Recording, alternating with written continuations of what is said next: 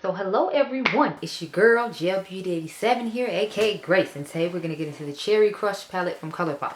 So y'all know I'm not really that big on reds, but the packaging on this was just too cute to pass up. And then it had like all these gorgeous colors in it. I felt like it was the best of all their red palettes, which is why I wanted to go ahead and show it to you all. So this is what she looks like. I feel like they did a great job because it's like it gives me a row of I feel like it gets a raw strawberry milkshake or like main squeeze down here in the middle, and then gives me a row of like wannabe ooh la la over this side, and then gives me a row of like plummy wine colored shades from that Wine Not palette. That's why I thought it'd be perfect to get this one, because I feel like it gives me a combination of all three of the other palettes that they have out that I didn't want to just get individually, and I had two of them individually and actually decluttered just because I wasn't excited about them. And it's like I've said before, I don't really like reds like that, so I thought it was perfect for me to get this one, so that way I can have a red palette from Colourpop to refer to in my collection. But at the same time, I didn't have a whole bunch of red palettes I didn't necessarily want to have just be able to show on camera. So I want to compare this to what is it called, Cherry on Top from what is it, the Tweet Shop. So I figured I'd start off with that. So this is what both of them look like. I feel like they would be great companion palettes, believe it or not. Or if you wanted this palette, you can see that this one is somewhat similar. So if that's the way they don't restock it, you can still have something that's similar and comparable to that color story at a lesser price. Because I feel like this one was not $18. If I remember correctly, these are $18 a piece. So you get a few more shades in it, but obviously you're getting way more product in this one than you are in this one. But I figured I would point that out since I was sitting here. Now we're going to go off camera and give a cute little eye look. I did buy the cute little cherry barrettes, but it's like 4 something in the morning. Who's going to be trying to do cherry barrettes at 4 in the morning, sis? I didn't try to curl my hair or anything like that. I was like, we just going to pop the video out and get popping. I tried to get y'all this nice red lip. I had to give y'all a nice little blush to tie in with what's going on in the palette. So I'm going to just do one look. I wanted to do more than one, but I'll have to do it on Instagram because I'm pressed on time. I still got to do all the Juvia's Place palettes tonight as well in order to get that video up for y'all Sunday. So without further ado, let me stop talking and go ahead and pop out this eye look. Okay? Okay. I'll be right back. Okay, y'all, so I've returned with this super extra situation here. I tried to use a good majority of the palette. I feel like this is a Super Shock shadow.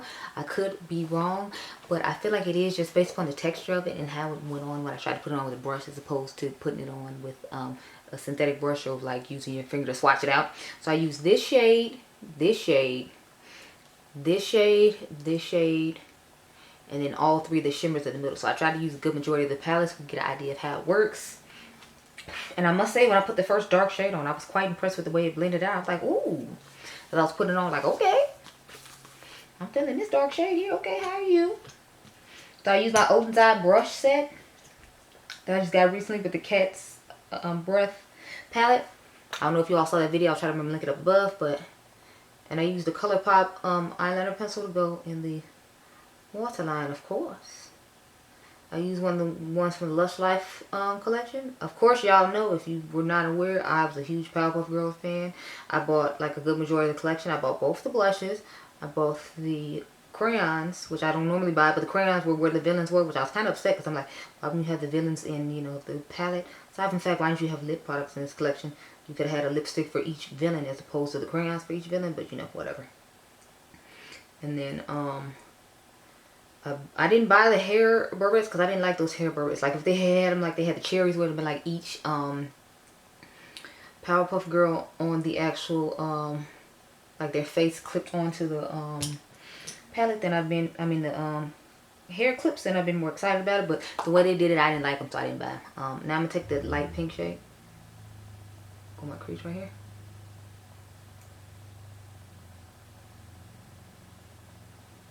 And I feel like I really just blew it out all the way up to the eyebrow, but you know, it's fine with me, so I think it's fine with you too. I don't know.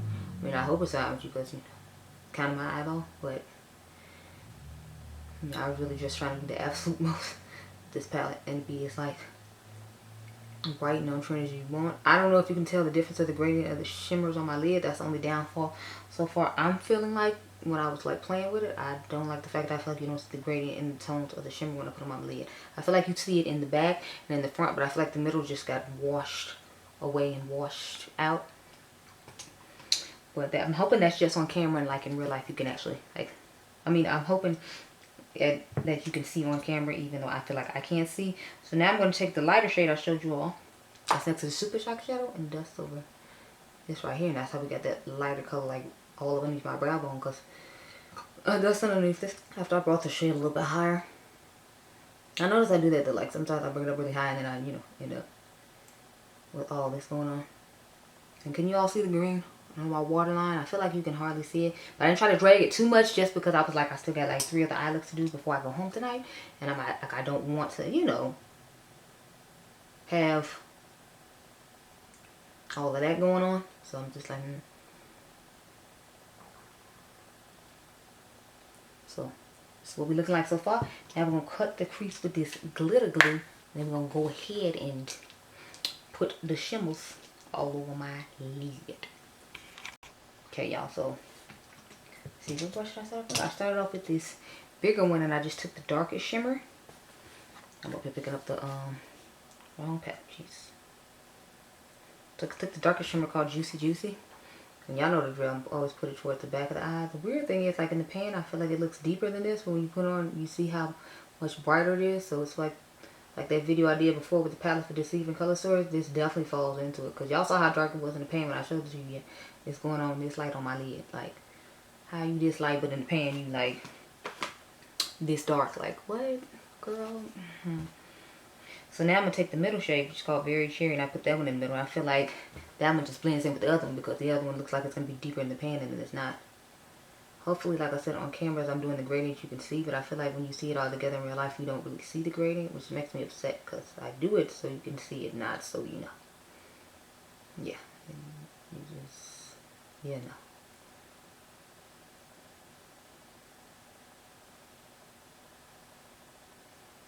So there's that. And then I have another smallest brush that I use to put the very first shade in the front row on the eye. So we're going to just go ahead and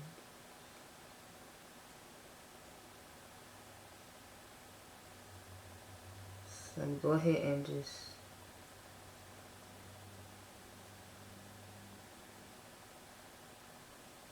like so. Then I'm going to go ahead and take the lightest what is it, the Super Shock shadow I told y'all about. I'm going to dig into that and put it on top of the lightest shade in the front to get that extra sparkle and dimension that you see toward the front of the eye.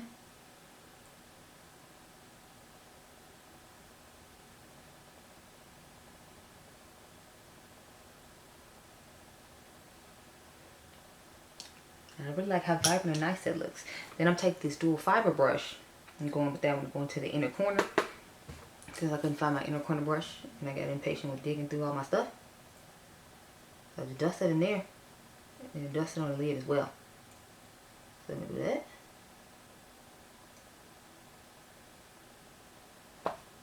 And that's pretty much it. I need to do a little bit of dust, a little bit of detail work, but I'll probably do that off camera because we want to go ahead and wrap this up. So let me zoom you on out so we talk. Okay, so as you can see, the eyes look quite vibrant and nice, and I'm here for it. I'm actually really liking the quality of this palette. I like the Super Shock right here. Like I said, I feel like this is a Super Shock just depending on the way it's swatched and the way it felt when I swatched and put it on the eye. Anyway, these darker shades right here really like that. I didn't use this middle shade right here or this shade right here. So there's only 2 shades in here I haven't used. But the majority of the palette, I feel like it's general Colourpop quality. It's not like the hit and miss. You might get something good, you might not. I'm really liking it. I'm quite enjoying it. I can't wait to do some more looks with it. Y'all know I'm not really big on red eyes, but I just think these 2 colors right here combined make this gorgeous, like bright pink, glowy, glittery sparkle that I really like. And then I could just put this on the outer V or cut through the eye and then make a matte look using this on the lid and just combine these 2 in the inner corner. So I'm really liking this palette and I'm loving what I can do with it so far. And I can do a nice little new vampy lip. I feel like they made it set up to where you can use 3 of each shadow as you go down the line and do a quick nice eye look. If you're not that creative like I am, or if you want to be more creative, you can mix all of them together like I did and have a whole bunch of nice gradient across the lid and all that. So I'm really impressed with this palette and I personally really like it. If you don't own the other cherry palettes, or if you're like me, like I said, and want to have one palette from them that had a variety of cherry colors instead of having to buy strawberry milkshake and then buying main squeeze and then like buying this one or the wine, not just to have all 3 of those color stories combined in one palette, because I feel like that's all this is, all 3 of those color stories combined in one palette, which is why I'm really enjoying it. But those are my thoughts on it. I really like it. I don't know if y'all gonna go buy it or not, but I'm happy to have it in my collection. I can't wait to get my Powerpuff Girls video, and I don't care if only 2 of y'all watch, I'm still making a whole video about it, the blushes and all, because I'm excited. I love me some Powerpuff Girls, and of course my favorite one was Bubbles, even though my personality is more like Buttercup. But anyway, I hope you all enjoyed this video. Remember, you all are diamonds. I'll catch you guys in the next one. Okay, be blessed. Bye, girl.